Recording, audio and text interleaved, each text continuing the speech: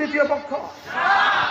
যারা উলামায়ে কেরামকে তৃতীয় পক্ষ বলতে পারে এরা ইহুদি তো হইতে পারে, হিন্দু তো হইতে পারে, রয়েল এজেন্ট তো হইতে পারে, মুজাহিদের এজেন্ট তো হইতে পারে, তাবলীগওয়ালা হইতে পারে না।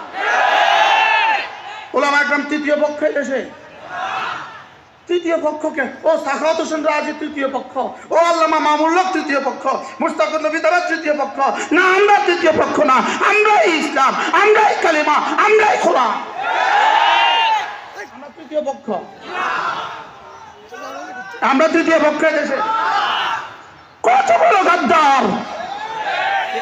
উলামায়ে কেরামকে কি বলে? কালকেও বলছে সাংবাদিক সম্মেলনে, উলামায়ে কেরাম এদেশে তৃতীয় পক্ষ। ইসলামের তো প্রথম পক্ষ, দ্বিতীয় পক্ষ ইসলামের কে?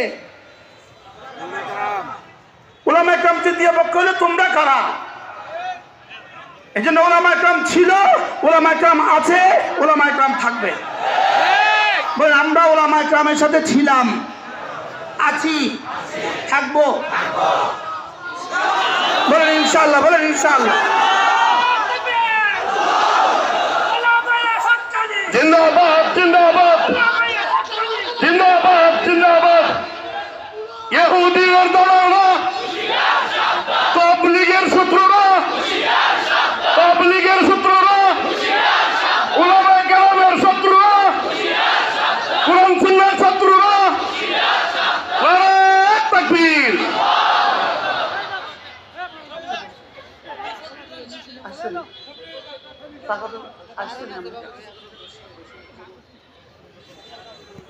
জান্নাতের টুকরো বানিয়ে দেন। হ্যাঁ, এই মুহূর্তে যদি জুনায়েদ বাবুরীর 5 আগস্টের পরে যদি থাকতেন, বাংলাদেশের দৃশ্য আরেকটা হতো। আল্লাহ তার কবরকে জান্নাতের টুকরো বানিয়ে দেন। জুনায়েদ বাবুরী রাহিমাহুল্লাহ তাআলা তার জীবনের শেষ সময়ে চ্যালেঞ্জ ছুড়েছিলেন, ইসলামের এক চুল ইনহিরাফ উলামায়ে কেরাম বরদাস্ত করবে না। এক চুল, এক চুল, এক চুল কমই বেশি আমরা আমাদের ইসলামকে করতে দিব না। এক চুল, বলেন এক চুল, এক চুল। আরে ফরজ বাদ দিবা, ওয়াজিব বাদ দিবা না, না, এক চুল ইনহিরাফ হবে না। বলেন না ইনশাআল্লাহ, বলেন ইনশাআল্লাহ। আল্লাহ আমাদেরকে তৌফিক দান করেন। আমি বলবো মুসলমান কান খাড়া করে শুনো, দাওয়াত আমার কাজ, তালিম আমার কাজ, তাবলীগ আমার কাজ, জিহাদ আমার কাজ, তাজকিয়া আমার কাজ। বলে সব আমার কাজ। কার কাজ? বলেন দাওয়াত আমার কাজ। দাওয়াত কার কাজ? সকলে বলেন আলহামদুলিল্লাহ। আপনাদের এই হোমনার কৃতি সন্তান, আপনাদের হোমনার কি কৃতি সন্তান।